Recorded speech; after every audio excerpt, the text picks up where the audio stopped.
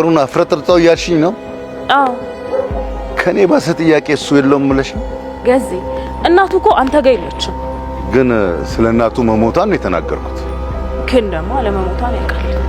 አሁን ሊጋፈጠኝ ዝግጁ አይደለም፣ እኔም አይደለሁም።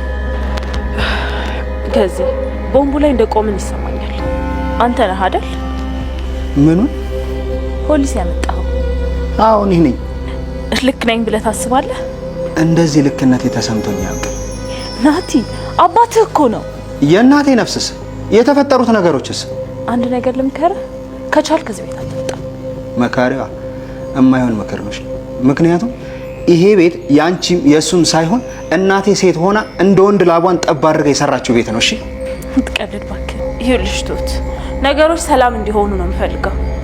ጥሩ ፍላጎት ነው፣ ግን ደግሞ ፍላጎትሽ ብቻውን አይጠቅመኝም። ስለዚህ ምክሬ ልስጥሽ። በዚህ ሁኔታ እዚህ ቤት ፖሊስ መምጣቱ ልክ አይደለም፣ ለልጅሽም ጥሩ አይደለም። እኔ አላምን። አስቀይሜህ ያለው እንዴ? ወይም የማትፈልገው እኔ ያደረኩ ነገር አለ? ኧረ የለም። ምን ይኖራል? ምን ነው? ምንም፣ እንዲሁ ነው። ልጄን ያስቀየምኩ ነገር ካለ ይቅርታ ልጠይቅህ ብዬ ነው። አንተ ምን በወጣ? ልጄ ምንም ቅሬታ እኔ ላይ ቢኖርህ ዝም እንዳትል ንገረኝ። እሺ? እንድታሰር ፈልገሻል እንዴ? እኔ ያልኩ ድንገት ብትታሰር መውጫ መንገድ አታጣም ነው ያልኩ። እዚሁ ሆኜ የምታገላቸውን ትግሎች አልፈራም፣ እዛ ግን መግባት አልፈልግም። ፖሊስ አይተሽ ልብ ልብ ተሰማሽ? ከፖሊሱ ጋር ምንም አያገናኘኝም። እኔ እኮ ልጄ ተይዛለች። ስለዚህ እንዲህ የሚያደርገውን ሰው መካሪው። እሺ ቆይ አንተ እንድታከብረኝ ምን ላድርግ? ራስሽን አለ ትሁትን ትወዳታለህ አይደል?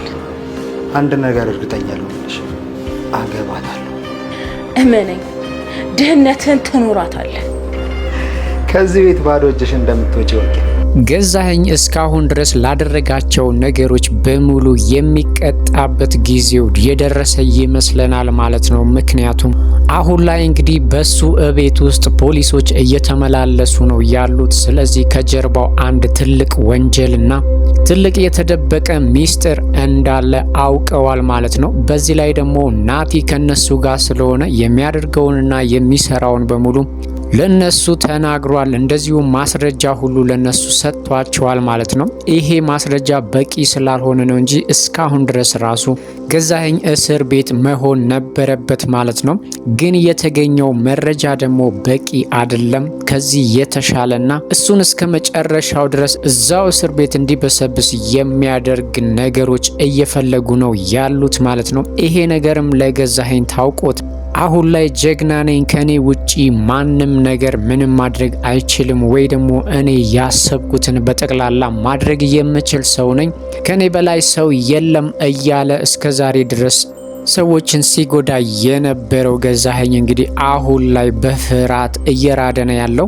ወደፊት የሚመጣው ነገር የታወቀው ይመስላል ማለት ነው። እንግዲህ ቤት ውስጥም ከአንድም ሁለቴ ፖሊስ እየተመላለሰ ነው። ይሄንን የሚያደርገው ደግሞ ትሁት ናት ብሎ እያሰበና ትኩረቱን በሙሉ ወደ ትሁት አድርጎ ማስፈራራትና በዛቻ እያስጨነቃት ነው ያለው ማለት ነው። እሷ ግን ስለ ፖሊሱና ምን እየተፈጠረ እንደሆነ ከፖሊሱ ጋር ምንም አይነት ግንኙነት እንደሌላት ብትነግረውም ሊሰማ አልቻለም። አንቺው ነሽ ጥላቴ፣ ይሄንን ነገር ካደረግሽ ከዚህ የበለጠ ልጅሽ ልትጎዳ ትችላለች፣ ስለዚህ ቆም ብለሽ ማሰብ አለብሽ እያለ በጣም እያስፈራራት ነው ያለው ማለት ነው። ትሁት ደግሞ በእርግጥ ከፖሊሱ ጋር ምንም አይነት ግንኙነት ባይኖራትም ይህንን ነገር ደግሞ ናቲ እንዳደረገው ታውቃለች። ገዛኸኝን ማሳመን ባትችልም ገዛኸኝ ግን አሁንም ድረስ ከትሁት ራስ ላይ መውረድ አልቻለም ማለት ነው። እሷ ነች የምታደርገው ብሎ እሷን ብቻ ነው በከፍተኛ ደረጃ እየጠረጠራት ያለው ማለት ነው።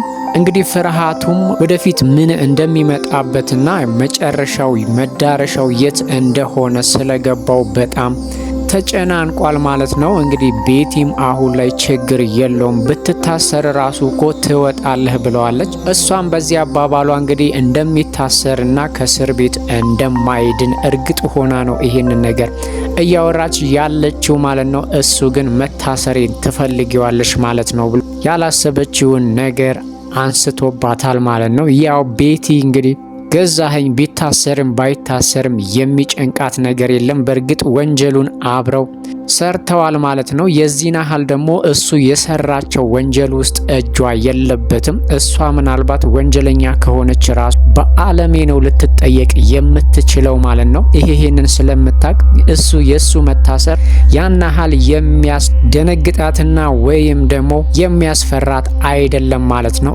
እንደውም ገዛኸኝ ቢታሰር እሷ እንደፈለጋትና እንደ ፍላጎቷ እንደምትሆን እርግጥ ነው ማለት ነው። ምክንያቱም ከገዛኸኝ ጋር አሁን አብራ ያለችበት ምክንያት ገንዘብና ገንዘብ ብቻ ስለሆነ ያ ገንዘብ ደግሞ የምትፈልገው ገንዘብ እንደውም ከምትፈልገው በላይ ሁሉ እሷ ጋር ነው ያለው ማለት ነው። ይሄንን ስለምታቅ ገዛኸኝ አሁን ላይ ቢታሰር ለሷ ምንም ደንታ አይሰጣትም ማለት ነው። ይባስ እንደውም ነፃነት ልታገኝ ትችላለች ማለት ነው። ለዚህም ነበረ ብትታሰር ችግር የለውም አንተ የምትወጣበትን መንገድ አታጣም ብለዋለች። እሱ ግን እዚህ ሆኜ መታገል ያለብኝን ነገር ብታገል ይሻለኛል እንጂ እስር ቤት በፍጹም መግባት የለብኝም ብሏል ማለት ነው። እንግዲህ ወደፊት ያው ከእስር ቤት እንደማይቀር ታውቆታል ማለት ነው። ሌላው ናቲ ነው። ናቲ እንግዲህ ያው ገዛኸኝን የከሰሰው ናቲ ቢሆንም ገዛኸኝ ግን ናቲ ይሄንን ያደርጋል ብሎ አላሰበም ነበር። በእርግጥ መረጃ ያለው ናቲ ጋር እንደሆነ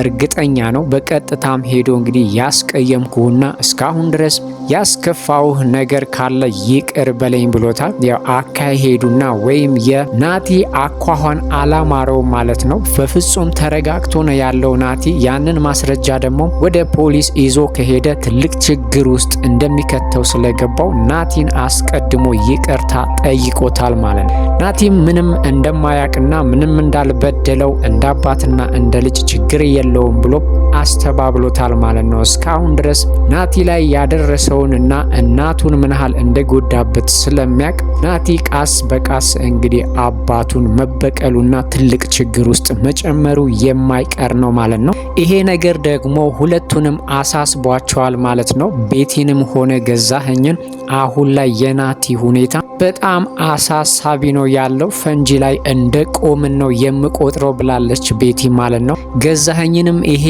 ይሄ ስሜት ገዛኸኝንም ተሰምቶታል ማለት ነው። ስለዚህ የቆምንበት ፈንጂ ደግሞ እኛ ላይ ሳይሆን ናቲ ላይ መፈንዳት አለበት ብሏል ማለት ነው። እንዴት አድርጎ ናቲን የወሰደበትን ማስረጃ ወደ እጁ ማስገባት እንደሚችል ባናቅም ያ ማስረጃ ግን ገዛኸኝ ካሰበውና ከገመተው በላይ እርቆ ሄዷል ማለት ነው።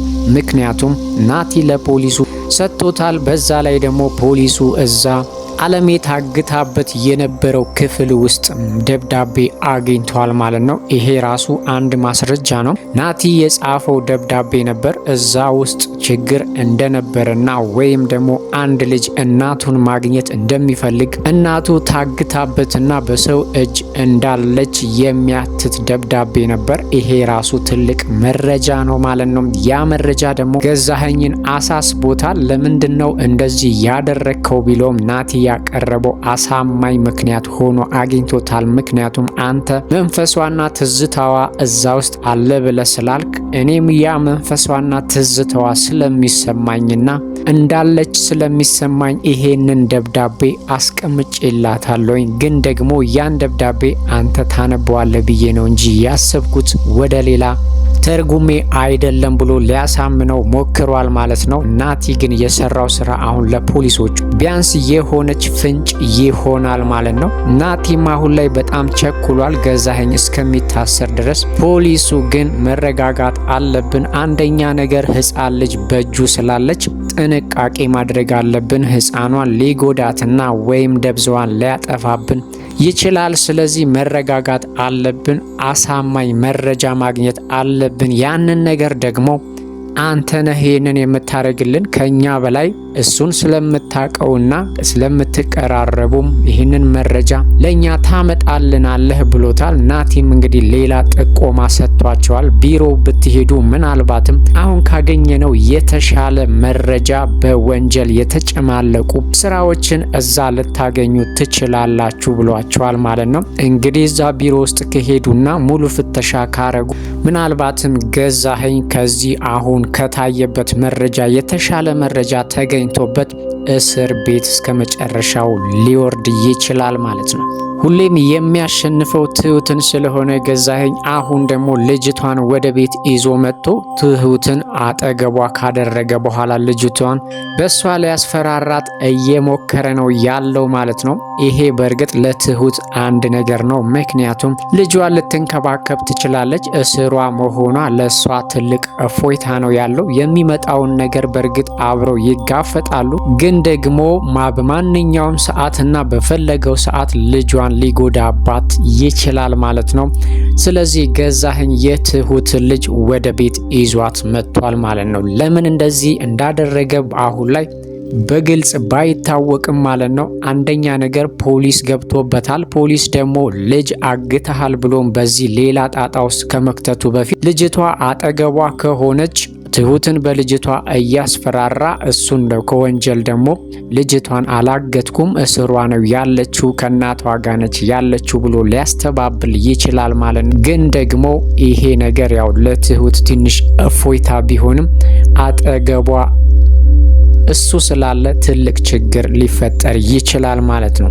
ሌላው ደግሞ የትሁት ማለት የትሁት ልጅ አያት ወይም የትሁት ገጠር ያለው አባቷም እንግዲህ ችግር ሊፈጥር እያሰበ ነው ያለው። ትሁት ይሄ ነገር እንዲፈጠር አትፈልግም ነበር። ምክንያቱም የትሁት አባት እጁን እዚህ ውስጥ ካስገባ ነገሮች ይሰፉና ትልቅ ችግር ውስጥ ሊገባ ይችላል። በዛ ላይ ደግሞ አባቴ ትዕግስተኛ አይደለም ብላ እንግዲህ ላጎቷ ስትናገር ነበረ ማለት ነው። ሆነም ቀረ ገዛኸኝ ትልቅ አጣብቂ ውስጥ ነው ያለው ማለት ነው። ወደዚህም አሉ ወደዚህ ትልቅ ወንጀል ሰርቷል። ለዛ ወንጀሉ ደግሞ ማስረጃ ተገኝቶበታል። ያንን ማስረጃ ማጠናከርና ጠበቅ ያለ ፍርድ የሚያስፈርድ ወንጀል በሱ ላይ በርብሮ ማግኘት ነው ማለት ነው። ይሄ ሚሽን ደግሞ ናቲ ተሰጥቶታል። ናቲ በተቻለው መጠን አሁንም እንግዲህ ማስረጃዎች እየፈለገ ነበረ ማለት ነው። ቤቲም እንግዲህ አሁንም ከናቲ ጋር መሆኗን መቼም ቢሆን አላቆመችም ማለት ነው። እንግዲህ አካውንቷ ውስጥ ያለውን ብር አሳይታው እኔ እናንተ ከተስማማን ይሄ ገንዘብ የኔና ያንተ ሊሆን ይችላል ብለዋለች። ይሄን ሁሉ ገንዘብ ኬት እንዳመጣች ያ ቃል የማን ገንዘብ እንደሆነም ስለሚያውቅ ከዚህ በፊት ትሁት ስለነገረች 80%ቱን የናትህን ንብረት ወደ ቤቲ አዙሮታል ብላ ስላለችው የራሱ የናቱ ብር ነው። አሁን ላይ ግን ቤቲ በዛ ብር ናቲን ለማማለል እየሞከረች ነው ያለችው ማለት ነው። እሱ ግን እመኝኝ ጊዜው ሊረዝም ይችል ይሆናል እንጂ ትሁትን እንደማገባት እርግጠኛ ነኝ ብሎ አስረግጦ ነግሯታል ማለት ነው። እሷም ትሁትን አግብቶ ያው በድህነት እና በጎሳቆለ ኑሮ መኖር ምርጫው ከሆነ የራስህ ጉዳይ ብለዋለች። ግን ደግሞ አንተና እኔ ከተስማማን ይሄ ብር የኔና ያንተ ነው ብትለው ጥሏት ወጥቷል ማለት ነው።